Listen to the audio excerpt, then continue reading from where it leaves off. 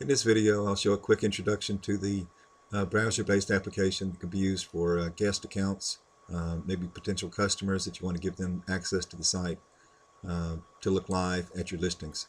It's very similar to the desktop-based application. The only difference when using a guest account as opposed to an admin account is they can't make any changes. Now, there's certain things they can see the tab, but they won't be able to see the data. If we had an agent associated, they could see that. And here we have features, they could see that. Photos, if we have any, they'll show up as well. And of course, they can click on a photo to see it in a larger screen, as we have here. You can page through the listings in the full screen view, the detail view like I'm doing here, or back to the listings grid and view one record at a time. Now they can also print a report. So we found a property they might be interested in. They can just show in report and pick any of these that we've supplied. We'll do this one. Then they'll be able to save those reports, print them out, or save them as a PDF file so they make it send to the spouse. There's a lot of times I think it'd be handy for them to be able to share a report that they produced from the website.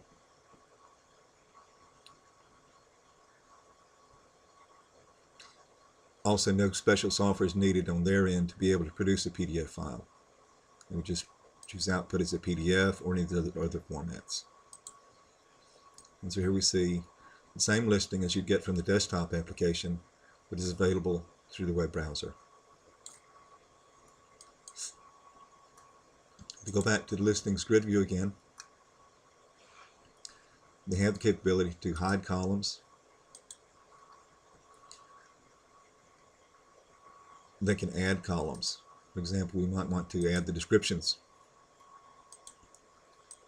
And we can drag and drop that anywhere we like. Now, some of these features that I'm demonstrating will not work on a phone or tablet, some other browser restrictions. But from a desktop, all these things work just fine. So I'm going to go ahead and hide this column again. When they're viewing your listings, they may want to filter the data. For example, if they're only interested in a certain number of bedrooms, one could pick out from this drop-down list and see only those that have 3 bedrooms, for example. Well, wait a minute, what if they just wanted to see 3, 4, 5? They just didn't want a smaller house. Well, you can right-click here and choose to filter builder, just as you can in the desktop application.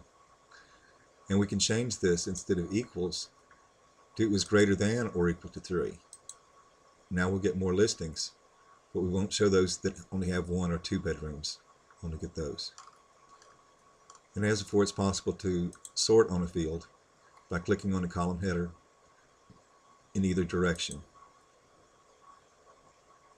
In this case, we've got the list prices highest to lowest.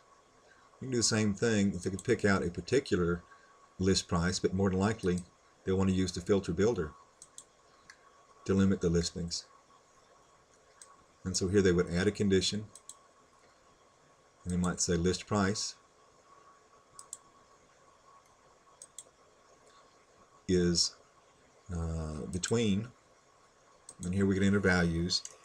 We'll say 200,000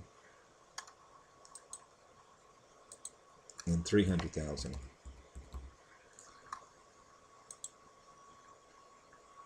And this will show just those properties in their price range. Now again, they could select all properties that match their criteria and show in a report.